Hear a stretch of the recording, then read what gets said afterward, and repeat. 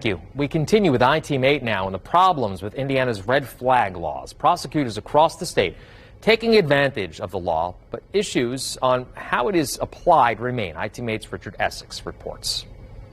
The FedEx shooting exposed some of the failings of Indiana's red flag law. For one, it is not applied equally in all Indiana counties. And second, there is a loophole that allows people to still buy guns before they go in front of a judge.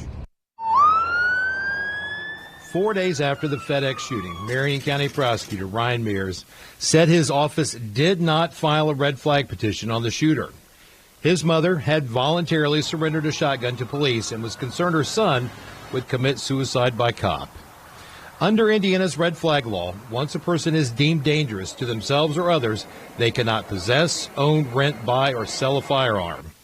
The shooter was able to legally purchase 2 AR-15 rifles that he used to murder 8 people at FedEx. According to Dr. Jody Madura, a professor at the Maurer School of Law at IU in Bloomington, Indiana's red flag law isn't instantaneous. There is a 14-day window to hear a red flag petition. During that time, she says a person is free to buy any gun they can afford. Is Indiana's red flag law working? It depends what you mean by working. And I say that because I believe that there's a giant loophole, which is, difficult to get around. And that's that you can confiscate a firearm underneath the red flag law, but this person, whoever is subject to a red flag filing, can just go out and purchase another firearm. Dr. Madura says the lack of red flag filings by Prosecutor Mears has opened the eyes of prosecutors across the state. Events like the FedEx shooting remind prosecutors that this is a tool that's out there. And I think some prosecutors have made good use of the tool. Immediately following the FedEx shooting, I-Team 8 discovered that the Marion County judge, Amy Jones, had ordered all red flag cases sent straight to the courts, bypassing the prosecutor's office. One of 2 judges now decide whether to hold a red flag hearing to address some of the issues with the red flag law. Boone County prosecutor Ken Eastwood is using a grant for a new special prosecutor that does nothing but red flag cases. His office also trains every cop in Boone County on how the red flag law works.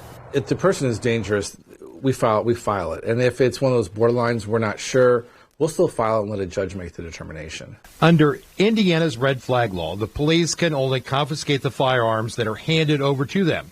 They cannot conduct a search without a warrant for additional firearms. If a judge finds the person is dangerous, that person is still allowed to have ammunition. In the closing days of the General Assembly, Indiana Republican Senator Liz Brown attempted to make changes to the Indiana red flag law. She wanted additional mental health evaluations, among other changes, to make the law easier to use for prosecutors. The changes did not pass in committee.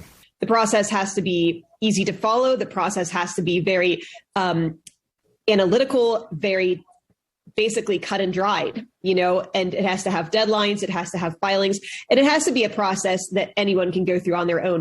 Dr. Madura was in the audience as she testified as a citizen. In other states, you don't have to involve the police to make a red flag filing. In other states, doctors can do it. In other states, teachers can do it. Family members can do it. Should red flag rulings be available to the public? Dr. Madura believes they should, with limitations. I believe that they should be public because that's an important factor.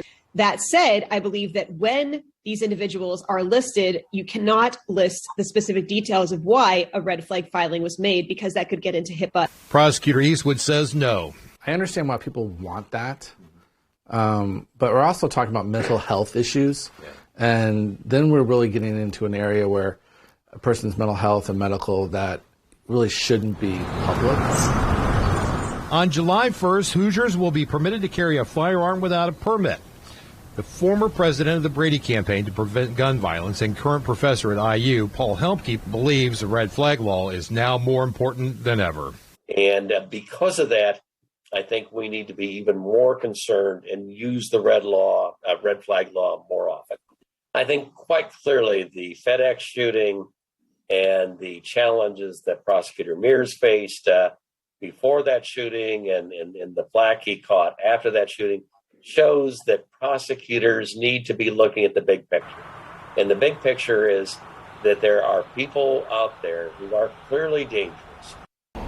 Once a person has been on the red flag list for 6 months, they can petition the court to have their firearms returned to them. but they must prove that they are no longer a danger to themselves and to others. In downtown Indianapolis, Richard Essex, Wish TV, wishtv.com, and follow us on Facebook.